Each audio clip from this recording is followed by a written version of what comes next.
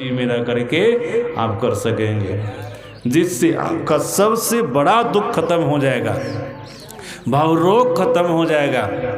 महापुरुषों ने कहा सबसे बड़े खेद की बात तो यही है कि मानव अपने जीवन में एक दूसरे से जो दुख होता है, पति पत्नी एक दूसरे से दुख हुआ, उस दुख को जानते हैं। पिता पुत्र, माता पुत्र एक दूसरे से दुख होता है, उनको जानते हैं। समाज के किसी भी लोग से किसी प्रकार का दुख होता है, उनको जानते हैं। सगे संबंधी के लोग से किस प्रकार का दुख होता है, उसको जानते हैं। मतलब संसार में कहीं पर किसी प्रकार का दुख होता है, उसको जानते हैं। लेकिन सबसे बड़ा जो दुख है न, जीव उसी को नहीं जानते हैं। जानते हैं हम लोग कोई सबसे बड़ा जो दुख है? सबसे बड़ा जो दुख है न, जन्मने और मरने का, किसी को पता है? गुरु महाराज जी ने कहा आवागमन सम दुख दूजा है नहीं जग में कोई। जन्मने के समय में जीव को भारी कष्ट होता है, मरने के समय में जीव को भारी कष्ट होता है। हम लोगों में से कोई आदमी बता सकते कि जन्मने के समय हमको इतना दुख हुआ था? कोई नहीं बता सकते। किसी को पता है? उस वक्त उतना अबोध बालक होते हैं कि पते न अपना शरीर का तो पते न होता कि हमारा कोई शरीर हो है। हमारे दुख को कैसे पता, अपने दुख के बारे में कैसे पता चलेगा? किसी को पता नहीं है। जन्मने के समय में भारी दुख हुआ, उस दुख को कोई नहीं जानता है। फिर मरने के समय में भी भारी दुख होता है, तो मर करके चले ही जाएंगे तो किसको बतावेंगे? बता सकते हैं? जन्म के समय में दुख हुआ है, मरने के समय में दुख होगा। ये सबसे बड़ा दुख है। इस दुख को हम आप नहीं जानते, कोई नहीं बता सकते। हम लोगों में से कोई नहीं बता सकते। न हम कहने वाले बता सकते हैं, न आप सुनने वाले बता सकते हैं। बताइएगा, है किसी को पता हम जन्म रहे थे हमको कितना कष्ट हुआ? कोई नहीं कह सकते। फिर मर करके चले जाएंगे, उस समय भारी कष्ट होता है, उस दुख को भी नहीं जानते। जो सबसे बड़ा दुख है जीवन का, उसी को लोग नहीं जान रहे। गुरु महाराज सीखने के बाद सबसे बड़ा दुख आवागमन सम दुख दूजा है नहीं जग में कोई। संसार के सारे दुखों का पता आपको होता है, लेकिन जन्म मरण का जो दुख है उसका पता हम आपको नहीं है। ये सबसे बड़ा दुख है। सज्जना, इस दुख का निवारण होगा भक्ति से। भक्ति कौन करेगा? मनुष्य न करेगा। मनुष्य शरीर के अलावा किसी भी शरीर में रहने वाला जीव परमात्मा की भक्ति नहीं कर सकता है। वो किसी भी प्रकार के दुख से मुक्त नहीं हो सकता है। ये जो जन्म मरण का सबसे बड़ा दुख है, इससे छूटने का तो कुछ प्रयास ही नहीं कर सकता है। इसलिए महापुरुषों का कहना है अन्यान प्रकार की योनि में रहने वाला जीवात्मा वो मनुष्य शरीर पाना चाहता है। जो अधम शरीर को पाया है जीवात्मा मनुष्य शरीर पाना चाहता है कि मनुष्य शरीर मिल जाता तो बड़ा अच्छा होता, बड़ा अच्छा होता है। महात्मा बुद्ध कहते चाहते तो सभी जीव है मनुष्य शरीर पाना, लेकिन जल्दी जीव को मनुष्य का शरीर मिलता नहीं है। जीव के चाहने पर जीव को मनुष्य का शरीर नहीं मिलता है। जब ईश्वर चाह लेते कि फलाने जीव को मनुष्य का शरीर मिले तो मिल जाता है। इसलिए कहा सबसे पहली बात है मनुष्य शरीर पाना जीव के लिए बहुत कठिन बात है, बहुत दुर्लभ है, जल्दी नहीं मिलता है। ऐसी शरीर से जीव अपना कल्याण कर सकते हैं, अपना भला कर सकते हैं। इस शरीर की विशेषता के बारे में आप लोग जानते हैं ना? इनकी भारी विशेषता है। अपना कल्याण तो बताते ही जीवन काल में बहुत अनुभव आप कर लेंगे। इस शरीर में ना करके बहुत अनुभव करेंगे। आँख से नीचे सभी लोग जान रहे हैं, आँख से नीचे पिंड है ना, आँख से ऊपर क्या है? ब्रह्मांड है। अब पिंड भाग में 5 चक्र है। अब पिंड ब्रह्मांड के मिलन स्थान पर 6ठा चक्र है। जान रहे सभी लोग? नीचे 5 चक्र, गुदा चक्र, लिंग चक्र, नाभि चक्र, हृदय चक्र, कंठ चक्र है ना, ये 5 चक्र। और 6ठा चक्र आज्ञा चक्र, आज्ञा चक्र जिसको हम आप 10वां द्वार कहते हैं, तीसर तिल कहते हैं, शिव नेत्र कहते हैं ना। ये सब मनुष्य के शरीर में है ना। सहस्रदल कमल, त्रिकुटी महल, शून्य महाशून्य, भंवर गुफा, ये सब कहाँ है? इसी शरीर के अंतर्गत में है, इसी शरीर के अंतर्गत है। याद रहे कि बहुत चमत्कारिक शरीर है। सज्जनों, इसी शरीर में कैवल मंडल हैं। इसी शरीर में 5वीं अवस्था में जाकर के ईश्वर का निवास है, परमात्मा का निवास है। 5वीं अवस्था, उस अवस्था का नाम है तुरीयातीता अवस्था। तीन अवस्था को तो सभी लोग जानते हैं ना, जागृत की अवस्था, स्वप्न की अवस्था और सुषुप्ति की अवस्था। इन तीन अवस्थाओं में जीव आता जाता रहता है, आता जाता रहता है। तीन अवस्थाओं का ज्ञान तो जीव को है, लेकिन चौथी अवस्था का ज्ञान जीव को नहीं है। जब भक्ति कोई करता है, साधना करता है, खास करके संत मत की तीसरी साधना में जो पारंगत हो जाता है सज्जन, उसी जीव को चौथी अवस्था का ज्ञान होता है। वो अवस्था है तुरीय अवस्था। और आप याद रखिएगा, तुरीय अवस्था में जैसे आप प्रवेश करेंगे, आपको 3300 करोड़ देवी देवता का दर्शन होगा, दुनिया के सारे तीर्थों का दर्शन होगा, दुनिया की सारी विद्याओं की उपलब्धि हो जाएगी। और सदगुरु महाराज ने यहाँ तक कह दिया, बिंदो मनोलयं कृत्वा, एक बिंदुता दूरबीन हो, दूरबीन क्या करे, अब पिंड में ब्रह्मांड दर्श हो, बाहर में क्या फिरे। क्योंकि ब्रह्मांड लक्षणम सर्वदेह मध्य व्यवस्थितम, संपूर्ण ब्रह्मांड मनुष्य शरीर के अंदर में है। जैसे आप प्रकाश मंडल में चले जाएंगे, बिंदुता की प्राप्ति हो जाएगी, संपूर्ण ब्रह्मांड आपको दिखेगा। बिंदो मनोलयं कृत्वा दूरदर्शन मापनुयात्, आपको दूरदर्शन की प्राप्ति हो जाएगी जब ब्रह्मांड भाग में तुरीय अवस्था में जाएंगे। सज्जना, उसी में आपको शब्द मिलेगा। शब्द की साधना करते करते तुरीय अवस्था, चौथी अवस्था को भी आप पार कर जाएंगे। पांचवी अवस्था तुरीयातीता अवस्था को प्राप्त करेंगे और परमात्मा में मिलकर के एक में एक हो जाएंगे। ये कहाँ पर है? इसी शरीर के अंदर है, इसी शरीर के अंदर में है। सज्जन जब वहाँ चले जाएंगे ना, तुरीयातीता अवस्था को प्राप्त कर लेंगे ना, तो आपका मनुष्य शरीर पाना सार्थक हो जाएगा, सफल हो जाएगा। यहीं तक की यात्रा करने के लिए ईश्वर ने, परमात्मा ने हम आपको मनुष्य का शरीर दिया है। यहाँ तक की यात्रा हो जाने पर जीव का परम कल्याण हो जाता है। परम कल्याण, सब न परम कल्याण चाहते हैं। यहाँ तक की यात्रा कर लेंगे तो आपका परम कल्याण हो जाएगा। लेकिन मनुष्य शरीर मिलेगा तब न, मिलेगा तब न। महात्मा बुद्ध कहते मनुष्य शरीर मिलना बड़ा कठिन है, जल्दी मिलता नहीं है। जीव चाहता रहता, सोचता रहता है। पशु पक्षी कीड़े मकोड़े के शरीर में जो जीव पड़ा हुआ है, वृक्ष पहाड़ के शरीर में जो पड़ा हुआ, देवता के शरीर में जो जीव है, चाहता रहता है ईश्वर की कृपा से हमको मनुष्य का शरीर मिल जाए, मिल जाए, मिल जाए। मिलता नहीं है। ईश्वर की कृपा जब हो जाती तो मिल जाता है। हम लोगों का अहोभाग्य है, सौभाग्य भी मिला हुआ, चुकिएगा नहीं। अगर इस बार चुक गए ना तो फिर 2.25 अरब वर्ष तक प्रतीक्षा करनी पड़ेगी। पशु पक्षी कीड़े मकोड़े के शरीर में जाना पड़ेगा। कोई जाना चाहते हैं क्या? आप लोगों में से कोई नहीं जाना चाहते हैं। मैं एक बार गया था गुजरात।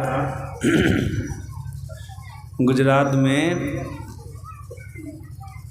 एक स्थान हाथी द ऐसे है, वहाँ पर गया था। एक भैंसा बाबा का आश्रम था, भैंसा बाबा का आश्रम। वहाँ पर भैंसा की पूजा होती है। भैंसा का कुछ चमत्कार था। जो लोग उनके पास में मनौती करता था ना, उसकी मनौती पूरी हो जाती थी। कारण जिस आश्रम में भैंसा था ना, उसमें एक सिद्ध महात्मा थे। सिद्ध महात्मा जब शरीर का परित्याग करने लगे तो अपनी शक्ति भैंसा के अंदर में दे दिए थे और अपने भक्तों को बोले थे जो भैंसा के पास में आकर के मनौती करेंगे ना, उनके मनोकामना पूर्ण हो जाएगी, पूर्ण हो जाएगी। मैं तो भैंसा की मूर्ति को देखा, भैंसा को नहीं देखा, लेकिन वहाँ के लोग बोले कि बाबा जब ये भैंसा जिंदा था ना, तो लोग भैंसा को इतना काजू किशमिश खिलाया था, भैंसा तो पाला आ गया था मोटा करके। देखते ना भैंस सब खा करके अखाड़ में ना पला जाती है ना, भैंसा सब तो खा करके तो पला है। शेर सो का जो पला नहीं जाता है, खा करके खूब घी खाता, बढ़िया बढ़िया माल खाता तो पला जाता है। सज्जना वैसे वो भैंसा पला गया था। कहा यहाँ जो लोगों की मनोकामना पूर्ण होती थी ना, सब लोग आते तो उनके चरण को दबाते थे, भैंसा के चरण को दबाते थे। काजू किशमिश का ढेर, कुट्टी सानी भैंसा नहीं खाता था, कुट्टी सानी नहीं, घास फूस नहीं खाता था वो, काजुए किशमिश उसका पेट भरल रहता था। काजुए किशमिश, इतना उसको काजू किशमिश चढ़ता था ना, उसी से पेट उसका भर जाता था। जब लोगों की मनोकामना पूर्ण होगी तो नहीं देंगे लोग, देते ही थे। सज्जना क्या होता है?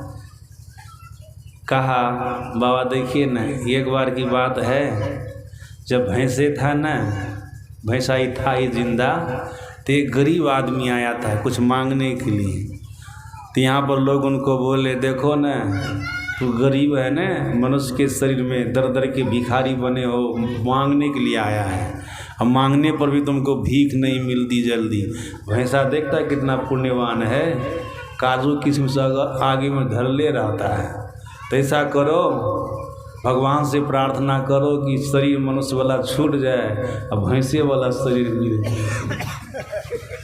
अब सोचिए, कहा कि वो व्यक्ति का नहीं हम गरीबी हैं, मनुष्य के शरीर में तो अच्छा है, भैंसा वाला शरीर अच्छा नहीं है। अच्छा, किसी व्यक्ति को, निर्धन को कहिएगा सेठ साहूकार का कुत्ता तो हवाई जहाज पर चलता है और तुमको रिक्शों पर चढ़ने का पैसा नहीं है, तो ऐसा करो ना, तू सेठ साहूकार के घर का कुत्ता बन जाओ, बनेगा? वो नहीं बनेगा, क्योंकि मनुष्य का शरीर गरीबों है तो ठीक है, और सब जोनी से ठीक है, चाहता सब है इस शरीर को, लेकिन सबको मिलता नहीं है। जिनके ऊपर ईश्वर की कृपा होती है, परमात्मा की कृपा होती है, उसी को मिलता। हम आपको ईश्वर की कृपा है, हम आपके ऊपर ईश्वर की कृपा है, मिला है। सज्जनों, इस शरीर में रह करके भजन कीजिएगा, अपना परम कल्याण बना लीजिएगा, नहीं तो 84 में जाने से आपको कोई रोकने वाला नहीं है।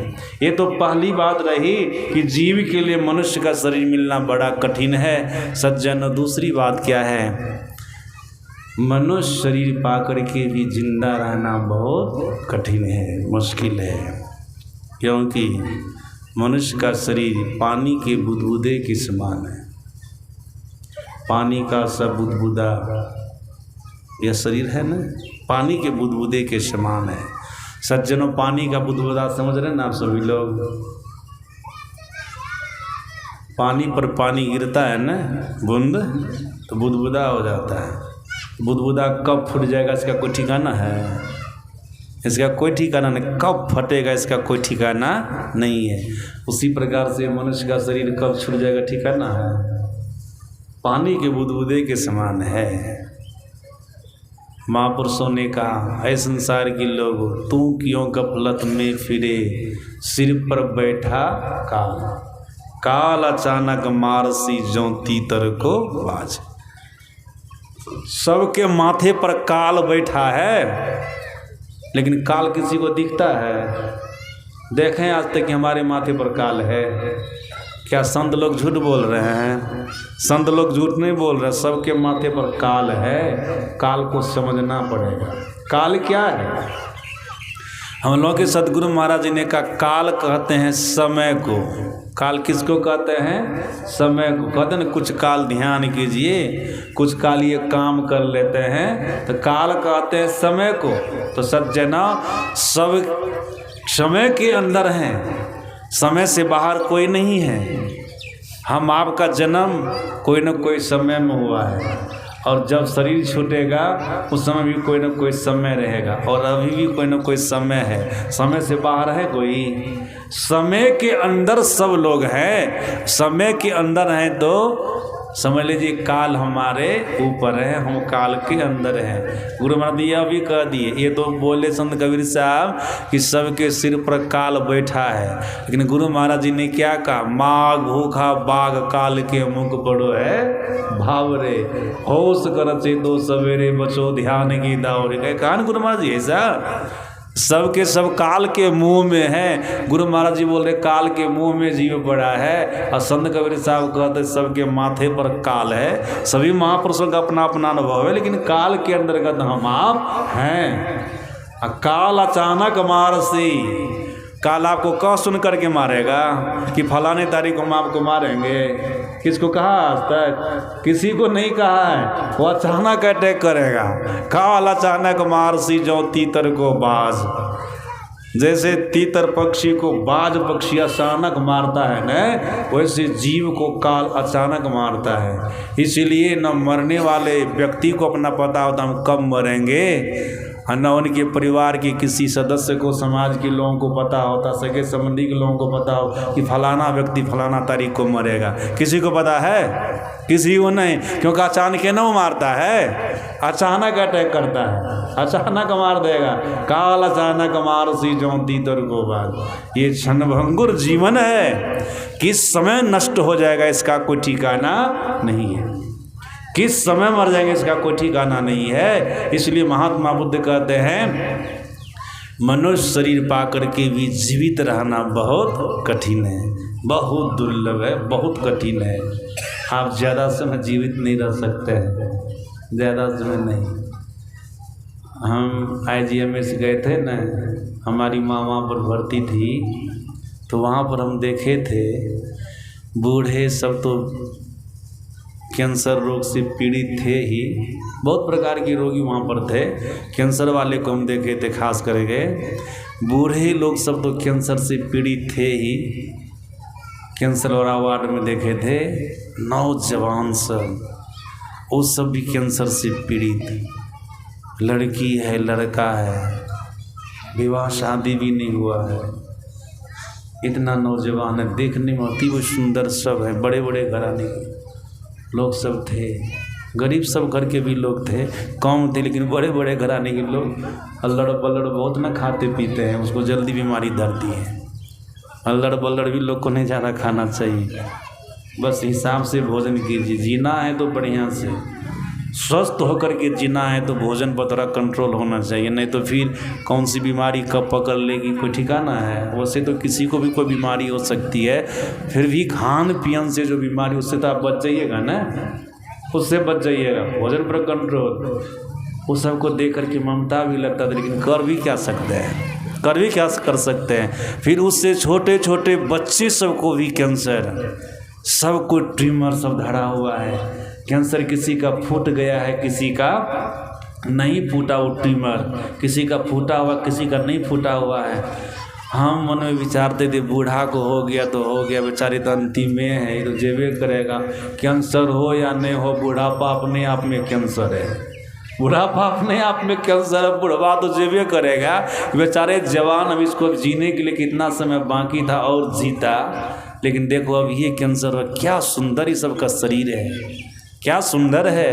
कब टनक जाएगा कोई ठिकाना है, कोई टनक जाएगा कब ठिकाना, कोई ठिकाना नहीं है। सचेत हो जाइए, जीवन का कोई ठिकाना नहीं है।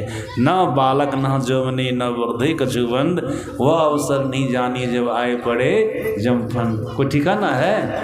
बिल्कुल हर हमेशा सचेत रहिए, जाने के लिए बिल्कुल तैयार रहिए। और सज्जना, जाने के लिए बिल्कुल तैयार कैसे होइएगा? जब आप अपने जीवन में सत्कर्म कर लीजिएगा, हरि भजन में, ये तैयारी है, जाने की तैयारी है। कहीं यात्रा करते हैं तो कितनी तैयारी करते हैं, खाना पीना साथ में ले लेते, रुपया पैसा ले लेते, ATM ले लेते, कहीं रास्ता में कोई दिक्कत न हो, कितनी तैयारी आपकी होती है। सज्जनों, संसार में कुछ समय के लिए, कुछ दिन के लिए आप जाते हैं ना, इतनी तैयारी कर लेते हैं, लेकिन संसार से जब चले जाइएगा तो कितने समय तक के लिए आप जा रहे हैं किसी को पता है? तो उसके लिए कोई तैयारी नहीं कीजिएगा। उसके लिए तैयारी क्या, यही सत्कर्म है, हरि भजन है, कर लीजिए। शरीर का ठिकाना नहीं। यावत् स्वस्थमिदं कलेवर गृहं यावत् च दूरे जरा यावत् चंद्र शक्ति प्रतीयता यावत् क्षयो नायुषा।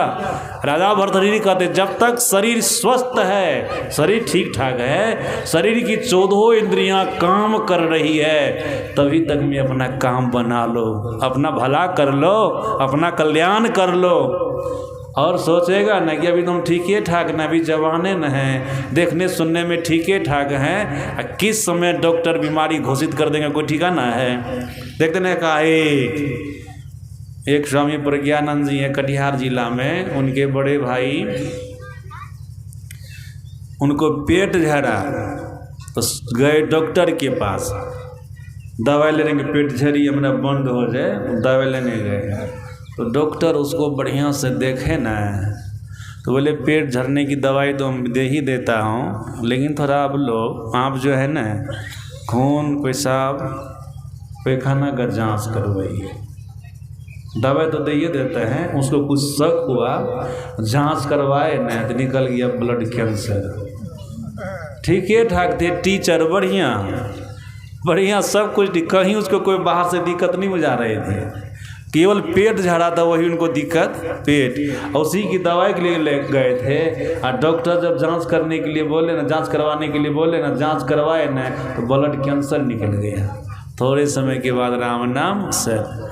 देखने सुनने में बढ़िया लगिएगा, और किस समय कौन सी बीमारी आ जाएगा आपको पता ही नहीं चलेगा। डॉक्टर कह देगा यही हो गया, आ गए अंतिम में। अब अंतिम में किसी को पकड़ाता है शुरू में, नहीं तो प्रायः अंतिम में वो पकड़ाता है, लास्ट स्टेज वो पकड़ाता है। दुनिया से जानिए का समय हो जाता है। तो सज्जना बिल्कुल सदास्त्र वदा सावधान रहिए, चलने की तैयारी बना करके रखिए। चलने की तैयारी यही है कि आप अपने जीवन में सत्कर्म को अपना लीजिए, हरि भजन को अपना लीजिए। थोड़ा थोड़ा भी सत्कर्म करते रहेंगे, हरि भजन करते रहेंगे, ये सत्कर्म और हरि भजन आपको मनुष्य शरीर से नीचे गिरने नहीं देगा।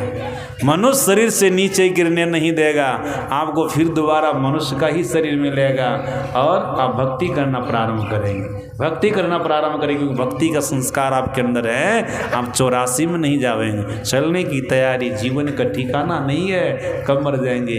इसलिए महात्मा बुद्ध कहते हैं मनुष्य शरीर पाकर के जीवित रहना बहुत कठिन है। यह पानी के बुलबुले के समान कब नष्ट हो जाएगा इसका ठिकाना नहीं। चलने की तैयारी बना करके रखो, सत्कर्म हरि भजन करते रहो। सज्जन अब आगे देखिए, तीसरी बात है, महात्मा बुद्ध कहते हैं मनुष्य शरीर पा करके भी, जीवित रह करके भी सद्धर्म का पालन करना बहुत कठिन है। सद्धर्म का पालन करना बहुत कठिन है, बहुत कठिन। केवल और केवल हम सत्पथ पर चलते रहें, ये बहुत कठिन है कि नहीं? बहुत कठिन है। सज्जनों, सद्धर्म का पालन करने वाला कभी कभी धरती में मिट जाते हैं, धरती में मिट जाते हैं। लेकिन यही होते सत्कर्मी कि अपने सद्धर्म का परित्याग नहीं करते हैं। देखे हैं ना दधीचि ऋषि देवताओं के कल्याण के लिए अपने शरीर पर नमक छिड़वा करके, गौ से चटवा करके देवता को अपने शरीर की हड्डी दान कर मिल गए ना मिट्टी में। सद्धर्म का पालन किए ना। सद्धर्म का पालन करने वाले कभी कभी धरती में मिट जाते हैं। राजा हरिश्चंद्र के जीवन को देखिए ना, सद्धर्म का पालन करने में क्या हुआ उनको। रमती देव के जीवन को देखिए ना, सद्धर्म पर चलने वाले की क्या स्थिति हुई। प्रहलादे के जीवन को देखिए ना। संत महापुरुष के जीवन चरित्र को पढ़िएगा ना, धर्मात्मा के जीवन चरित्र को पढ़िएगा, तब आपको पता चलेगा कि सद्धर्मी को कितना कष्ट होता है, सद्मार्ग पर सन्मार्ग पर चलने वाले को कितना कष्ट होता है, कितना उनको दुख होता है। पांडवों के जीवन को देखिए, राम के जीवन को देखिए, कृष्ण के जीवन को देखिए। जो धर्म के अवतारी पुरुष हैं, जो धर्म के मार्ग पर चलने वाले आदमी हैं, उनके जीवन में कितनी कठिनाई आई है। इसका पालन करना मतलब अपने आप को मिटा न देना, धर्म को नहीं छोड़ना, ये बहुत कठिन बात है कि नहीं? ये बहुत कठिन बात है। सज्जनों, बस 1 महीना भी नहीं हुआ होगा, सुपौल जिला में एक सिरसिया गांव है, वहाँ पर हमारा और स्वामी प्रमोद बाबा का सत्संग, मतलब भव्य आयोजन, विशेष आयोजन हुआ था। तो वहाँ जो सत्संग कराने वाले थे ना, उनका नाम था जयप्रकाश यादव। आसाराम बापू से जुड़े हुए थे वो, लेकिन गुरु महाराज के प्रति भी श्रद्धा रखते थे, निष्ठा रखते थे। सत्संग कराए, पूरे समाज को लेकर के बढ़िया से सत्संग कराए थे। विशाल आयोजन था तो भव्य आयोजन, लेकिन जिला अधिवेशन की तरह था, बढ़िया प्रोग्राम था, अच्छा से करवाए थे। उन्हीं के घर पर बाबा भी ठहरे थे, हम भी ठहरे थे। देखिए क्या होता है, 20-25 दिन के बाद हो गए खेत पटाने के लिए। जब खेत पर गए ना, ज़मीन पर, वहाँ मोटर लगा हुआ था बिजली वाला। देखिए लाइन नहीं है, तो लगता है ट्रांसफार्मर से लाइन नहीं आ रहा है, तो ट्रांसफार्मर के पास गए, वहाँ लाइन दिए। जैसे लाइन दी तो बिजली उसको बहुत ज़ोर से झटका मारी, उनका दोनों ये भौवा जल गया। आग जो फेंका ना उधर से बिजली, भौवा जल गया। वहाँ तो बाल बच गए, बाल बच गए। तो वहाँ जो देखने वाले लोग थे न, बोले आप मिस्त्री नहीं न हैं, छोड़ दीजिए यार, बिजली वाली बात है, इसको नहीं पकड़िए, छोड़ दीजिए। कहा नहीं नहीं हम करिए के छोड़ेंगे। बताइए, लोग समझाने वाले समझ रहे हैं बिजली का एक झटका। गुरु महाराज चेता रहे हैं, बड़का काम किया ना, सत्संग का काम किया है ना, चेता रहे हैं। सज्जन याद रखिएगा, कर्ण को कितना चेताए थे भगवान कृष्ण, बहुत चेताए थे ना। एकांत में ले जाकर के बोले थे, तू राधेय नहीं हो, सूत पुत्र नहीं हो, तू कौन्तेय हो, तो कुंती का बेटा है। जैसे पांचों भाई पांडव जो है ना, ये पांडव है, तुम भी उसी में से हो, पांडवों के ज्येष्ठ भ्राता हो, तो कुंती के पुत्र हो, पांडवों के ज्येष्ठ भ्राता हो। हम तुमको बता दिए, दुर्योधन का संग छोड़ो, पांडवों का संग दो, पांडवों की विजय होगी। ते युधिष्ठिर और ये पांचों भाई पांडव तुमको ही राजा बनेंगे, कर्ण तुमको ही राजा बनेंगे। सब उनका इतिहास बता दिए, कैसे कैसे तुम्हारा जन्म हुआ था, जब कुंती कुमारी थी तभी तुम्हारा जन्म, सब हिस्ट्री बता दिए उनको, सब कुछ बता दिए।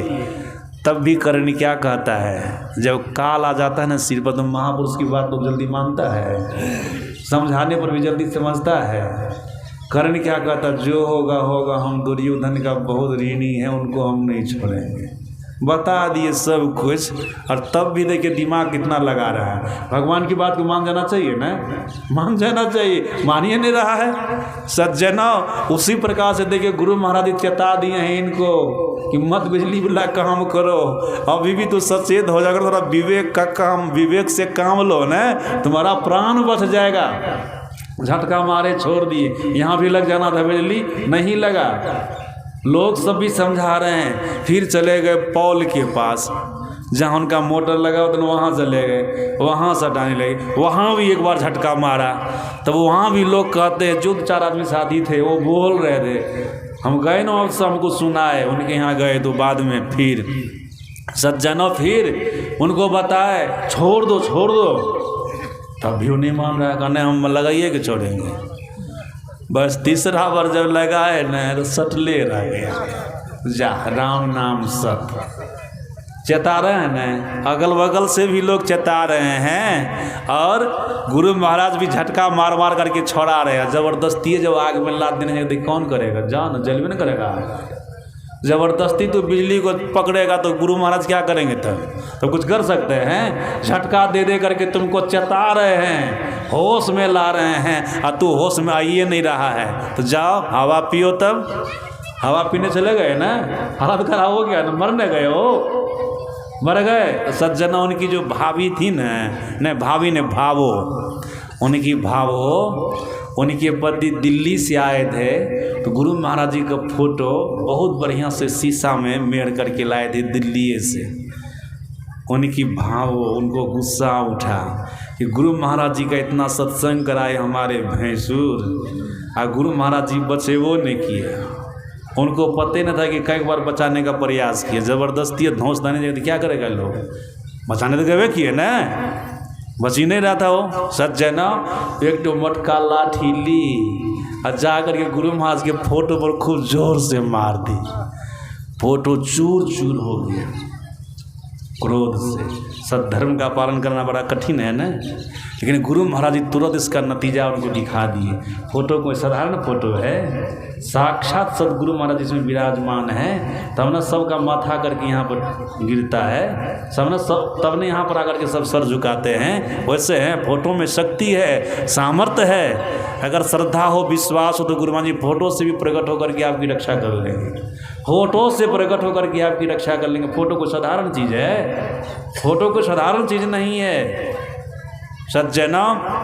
देखिए क्या होता है, फोटो को तो फोड़ दी, आज फोड़ी या कल दूसरे दिन उसका हालत खराब हो गया, बस अब ये भी दुनिया से जाने लग गई। तब किसी तरह से गुरु महाराज के फोटो के सामने में आई, पूरे परिवार के लोग लेकर गुरु महाराज से अपराध की है, क्षमा मांगी कि गुरु महाराज जी अब ऐसा हम कभी नहीं करेंगे।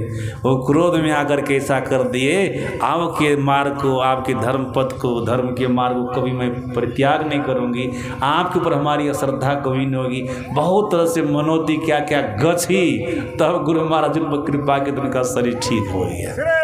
उनका शरीर ठीक हो गया। तो कहने का अभिप्राय, लोग धर्म पथ पर चलता है, थोड़ी सी कठिनाई आती है, थोड़ा सा दुख आता, कष्ट आता है ना, उसका त्याग कर देते हैं, लाठी से मार देते फोटो को। बताइए, दिमाग नाम की चीज़ है, उसको ऐसा करना चाहिए कभी?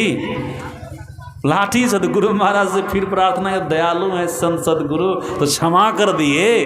क्षमा अगर दयालु नहीं होते तब क्या करते हो?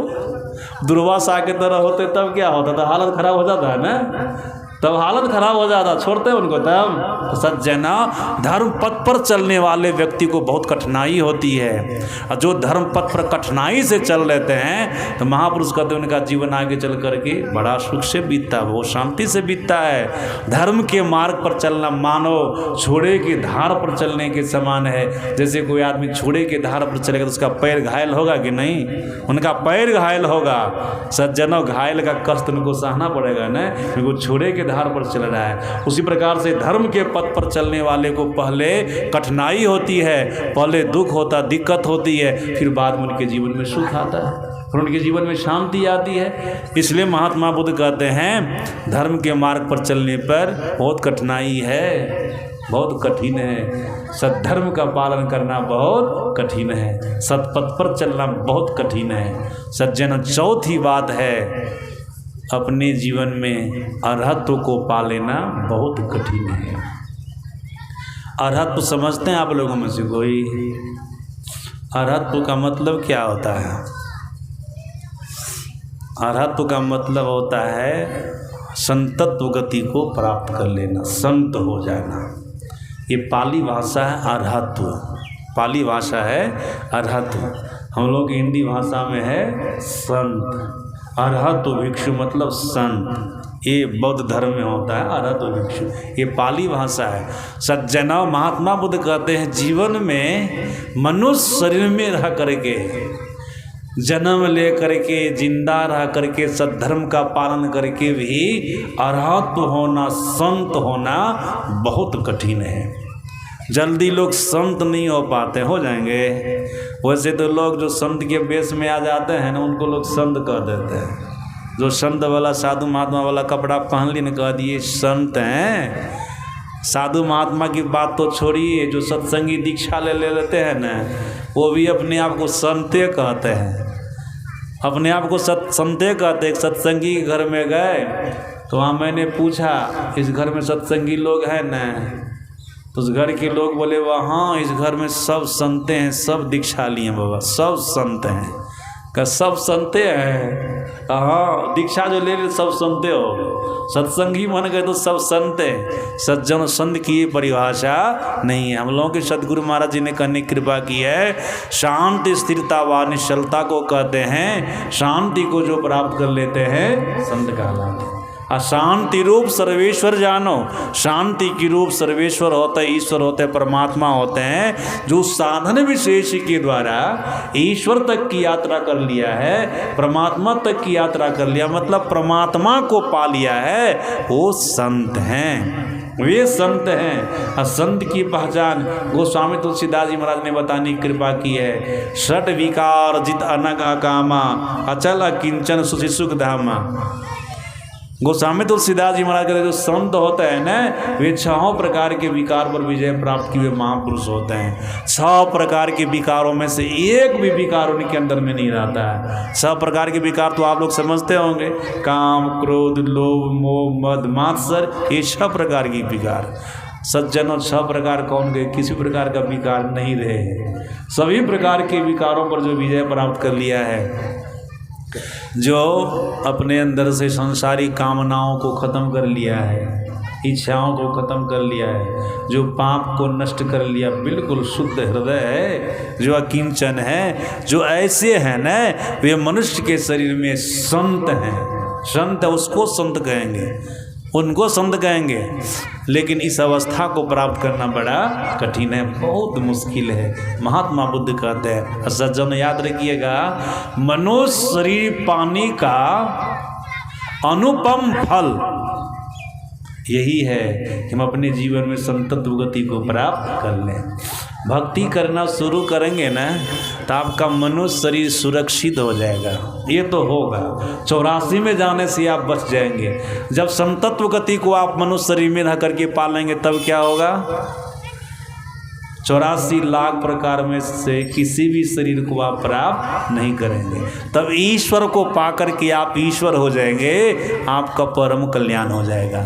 भक्ति करना शुरू करेंगे, 84 में जाने से बचे तो कल्याण हुआ।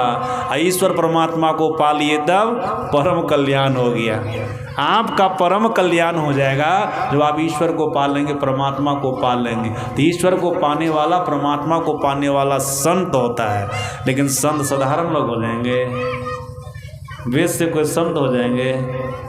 चाहे वो सादा कपड़ा हो कि लाल कपड़ा हो, इससे कोई संत नहीं होते हैं। संत नहीं होते हैं। सज्जन और संत बनने के लिए लोग को जन्म जन्म तक प्रतीक्षा करनी पड़ती है। महात्मा बुद्ध कितने जन्म में संत हुए जानते हैं ना आप लोग? 550 जन्म लग गए उनको संत बनने में। 550। और सबरी को 3 जन्म। उनके लिए कहते हैं एक बार भिलनी थी न, खिखिरनी थी, दूसरी बार रानी और तीसरी बार में भिलनी, वही सबरी। इनको 3 जन्म तक इंतजार करना पड़ा। सबका अपना अपना भाग है, प्रारब्ध है। महात्मा बुद्ध को 550 जन्म। ध्रुव जी को कितना समय लगा जानते हैं ना आप लोग? हजारों वर्ष लगा। 5 साल की अवस्था में 6ठा महीना में जब भगवान नारायण का दर्शन हुआ न, तो जिस जंगल में ध्रुव जी को दर्शन हुआ तो उस जंगल में बहुत सारे साधु महात्मा लोग थे। सबके मन में होने लगा भगवान भी पक्षपात करते हैं। हम महात्मा लोग गरीब घर के हैं, हजारों वर्षों से तपस्या करते आ रहे हैं, अपना दर्शन देवे नहीं किए। ये राजा का बेटा है, उत्तानपाद का बेटा है ये ध्रुव। देखो राजा का बेटा है, अभी 5 साल की अवस्था इनकी है, 6 महीना हुआ भजन करते करते, इनको आकर के दर्शन दिया, बच्चे को दर्शन दे दिया।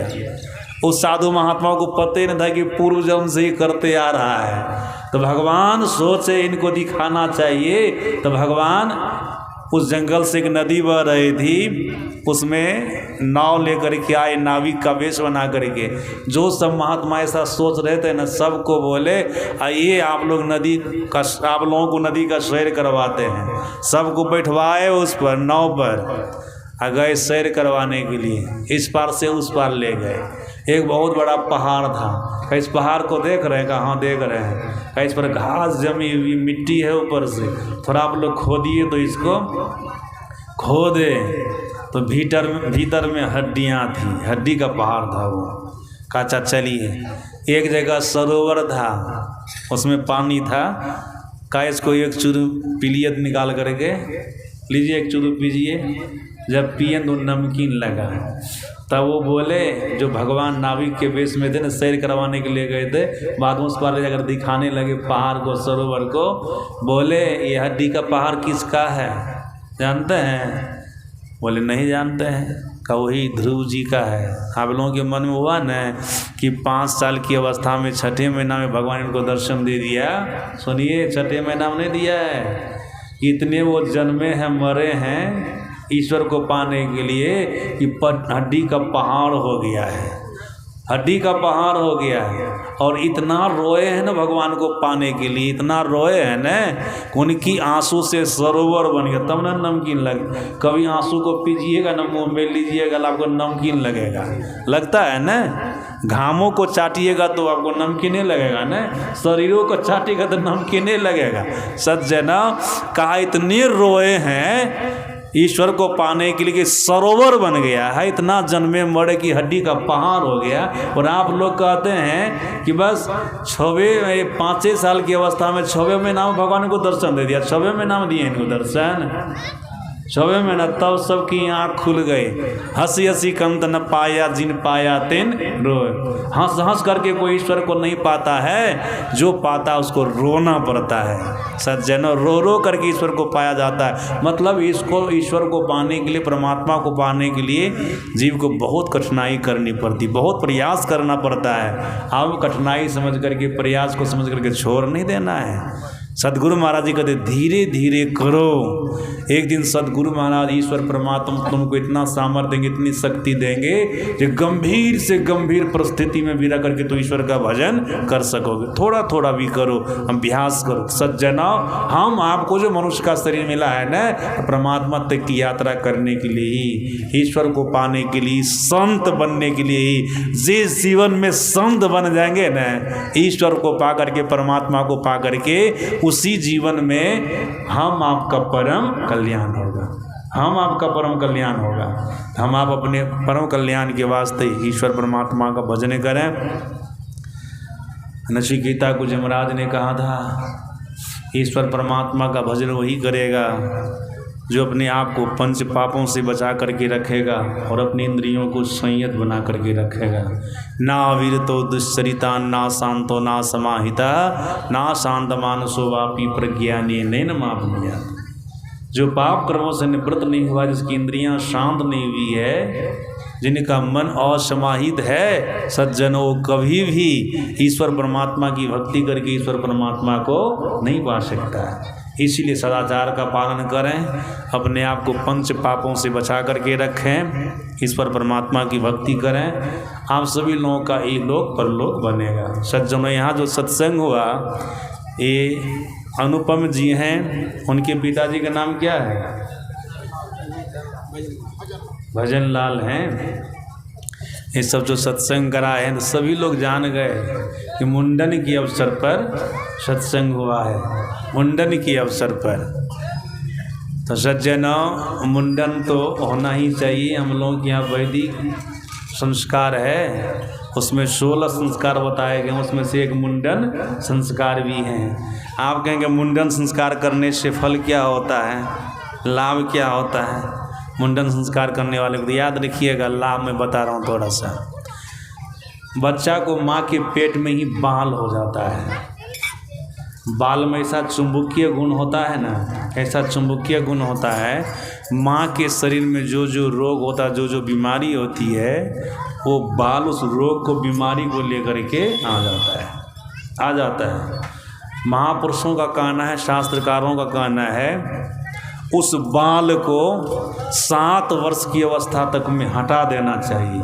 अगर नहीं हटाते हैं ना, तो जिस रोग से, जिस बीमारी से माँ पीड़ित है ना, वही रोग, वही बीमारी उस बच्चा को भी हो जाती है। उसी रोग से वो भी ग्रसित हो जाता है। इसीलिए पेट का जो बाल होता है ना, उसको कटा देना चाहिए, उसको हटा देना चाहिए। दूसरी बात क्या है?